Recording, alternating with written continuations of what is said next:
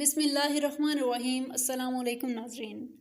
نبی کریم فخر کائنات حضرت محمد صلی اللہ علیہ وآلہ وسلم کی ولادت سے 2 سال پہلے آپ صلی اللہ علیہ وآلہ وسلم کے چچا اور دودھ شریک بھائی اللہ کے شیر حضرت سیدنا امیر حمزہ بن عبد المطلب رضی اللہ تعالیٰ عنہ پیدا ہوئے۔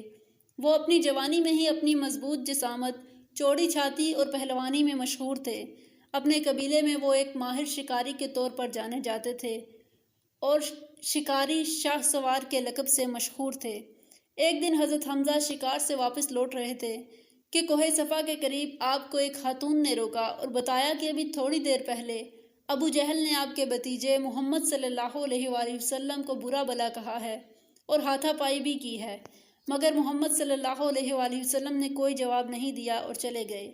یہ سنتے ہی آپ رضی اللہ تعالیٰ عنہ جوش میں آ گئے، تیزی کے ساتھ خانہ کعبہ کی طرف بڑھے، بغیر کسی سے بات کیے ابو جہل کے پاس گئے اور جاتے ہی اس کے سر پر اپنی کمان دے ماری، جس سے اس کے سر سے خون نکل پڑا۔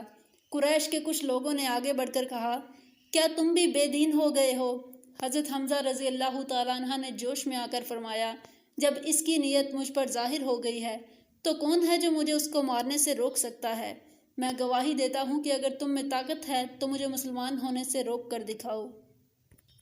رسول اللہ صلی اللہ علیہ وآلہ وسلم حضرت حمزہ سے بے حد محبت کرتے تھے۔ ایک دفعہ ایک اعرابی حضور کی عدالت میں حاضر ہوا اور کہنے لگا، میرے لڑکے کی ولادت ہوئی ہے، میں اس کا کیا نام رکھوں؟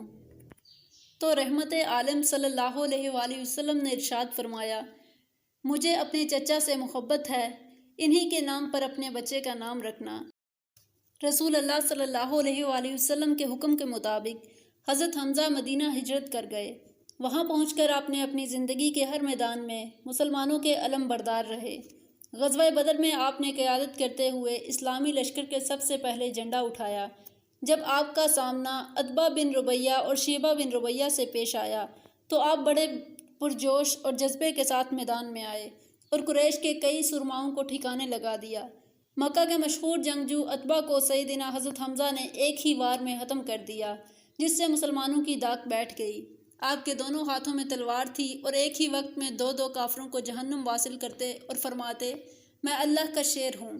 ایک دفعہ حضرت حمزہ نے حضور صلی اللہ علیہ وآلہ وسلم سے عرض کی، اے اللہ کے رسول، میں حضرت جبرائیل علیہ السلام کو اصلی صورت میں دیکھنا چاہتا ہوں۔ حضور نے فرمایا، تم میں دیکھنے کی طاقت نہیں ہے۔ آپ نے اصرار کیا تو آپ صلی اللہ علیہ وآلہ وسلم نے ارشاد فرمایا کہ ٹھیک ہے، زمین پر بیٹھ جائیں۔ جب حضرت جبرائیل علیہ السلام اترے تو سرور عالم صلی اللہ علیہ وآلہ وسلم نے فرمایا کہ آپ نے دیکھا؟ حضرت حمزہ نے دیکھا کہ حضرت جبرائیل علیہ السلام کے دونوں پر سبز تھے، بس اتنا ہی دیکھ پائے اور تاب نہ لا کر بے ہوش ہو گئے۔ غزوہ احد سن 3 ہجری میں ہوا، وہ غزوہ جس میں قریش نے اپنا بدلہ لینے کے لیے مسلمانوں پر حملہ کیا۔ ان کا مقصد مسلمانوں کو نقصان پہنچانا تھا، کیونکہ انہوں نے غزوہ بدر میں بہت سے قریشیوں کو کھو دیا تھا۔ حضرت حمزہ رضی اللہ تعالیٰ عنہ کی شہادت کچھ اس طرح سے ہوئی کہ وحشی بن حرب بیان کرتا ہے کہ جب میں احد کے لیے روانہ ہوا تو میرے مالک نے مجھ سے کہا، اگر تم میرے چچا کو قتل کر دو گے تو میں تمہیں آزادی کا وعدہ کرتا ہوں، کیونکہ میرے چچا کو حضرت حمزہ کے ہاتھوں قتل کیا گیا تھا۔ جیسے ہی جنگ شروع ہوئی تو میں حضرت حمزہ کی تلاش کرنے لگا۔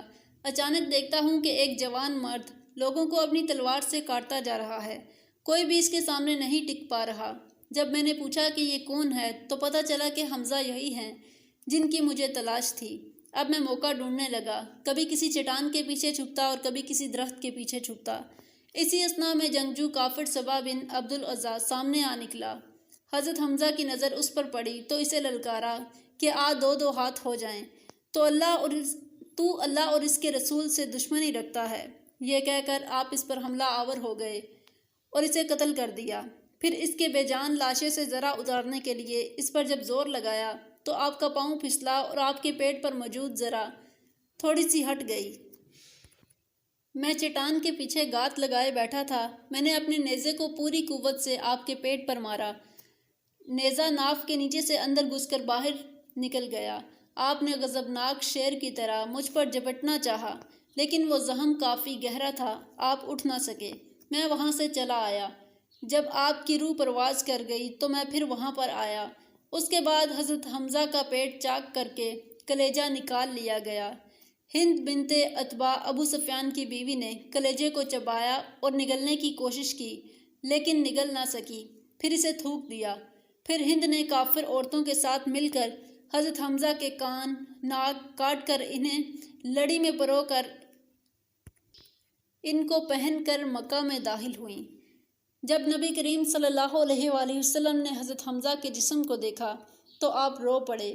آپ کے کٹے ہوئے جسم کو دیکھ کر شدت غم سے آپ صلی اللہ علیہ وآلہ وسلم نے بلند آواز سے کہا، حضرت سیدنا شہید ہیں۔ نبی کریم صلی اللہ علیہ وآلہ وسلم حضرت حمزہ کے جسم کے پاس کھڑے تھے۔ آپ نے حضرت حمزہ کو مخاطب کرتے ہوئے فرمایا، اے سچے جانثار، اللہ پاک آپ پر رحم فرمائے۔ آپ صلہ رحمی کرنے والے اور کثرت سے نیکیاں کرنے والے تھے۔ حضرت سیدنا حمزہ کی شہادت کے کتنے دنوں تک بھی نبی کریم صلی اللہ علیہ وآلہ وسلم فرماتے رہے، حمزہ کی شہادت سے بڑھ کر میرے لیے اور کوئی غم نہیں ہو سکتا۔ شدت غم میں آپ صلی اللہ علیہ وآلہ وسلم زور سے پکار اٹھے کہ میں حضرت حمزہ کے بدلے ان کے 70 افراد کو قتل کروں گا۔ اس موقع پر اللہ تعالیٰ نے یہ وحی نازل کی کہ ایک جان کے بدلے ایک ہی جان لی جائے، اور جیسے ہی تکلیف انہوں نے دی ویسے ہی تکلیف آپ بھی انہیں دے سکتے ہیں، اس سے زیادہ نہیں۔ البتہ اگر آپ صبر کر لیں تو یہ سب سے افضل ہے۔ پھر آپ صلی اللہ علیہ وآلہ وسلم نے فرمایا، میں اب صبر ہی کروں گا۔ اس واقعے سے ہمیں یہ پتہ چلتا ہے کہ اگر کسی نے کسی خاندان کے فرد کو قتل کیا ہے تو بدلے میں اسے ہی قتل کیا جائے، نہ کہ اس کے خاندان کے کسی اور فرد یا عورت کو، اور جتنی تکلیف اس نے دی ہے اتنی ہی تکلیف دی جائے، اس سے زیادہ نہیں۔ اگر آپ زیادہ تکلیف دے کر اسے قتل کریں گے تو آپ ظالم کہلائیں گے۔ حضرت حمزہ کی بہن اپنے بھائی کی شہادت کے جسم کو دیکھنے آئیں تو رسول صلی اللہ علیہ وآلہ وسلم نے ان کو منع کر دیا کہ مسلمانوں کو صبر و تسلی کی ضرورت ہے اور غم اور بے چینی کی کوئی ضرورت نہیں۔ حضرت حمزہ کو ایک ہی چادر میں دفن کرنا مقصود نہ تھا، مگر چادر اس قدر چھوٹی تھی کہ سر ڈھانکنے تو پاؤں ننگے ہو جاتے، اور اگر پاؤں ڈھانکتے تو سر ننگا ہو جاتا۔ اللہ اکبر۔ حضور فرمانے لگے کہ سر کو ڈانپ دیا جائے اور پاؤں پر گھاس ڈال دی جائے۔ حضرت سیدنا حمزہ کے قاتل وحشی جب بعد میں اسلام قبول کر کے نبی کریم صلی اللہ علیہ وآلہ وسلم کی خدمت میں حاضر ہوئے تو آپ نے دکھ بھرے لہجے میں پوچھا، کیا تم ہی ہو میرے چچا حمزہ کے قاتل؟ وحشی روتے ہوئے بولا، حضور میں ہی ہوں۔ حضور کہنے لگے، کیا تم اپنا چہرہ مجھ سے چھپا سکتے ہو؟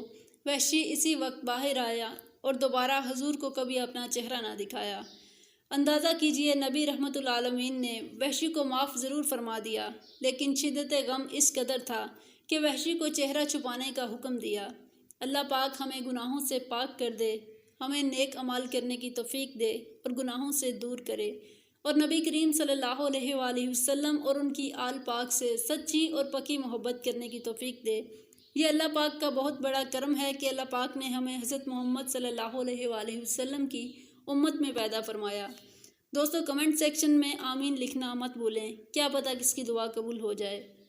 اگر ویڈیو اچھی لگی ہو تو ویڈیو کو لائک کریں اور چینل کو سبسکرائب کریں تاکہ مزید ایسے اسلامک واقعات کی ویڈیوز آپ تک بآسانی پہنچ سکیں۔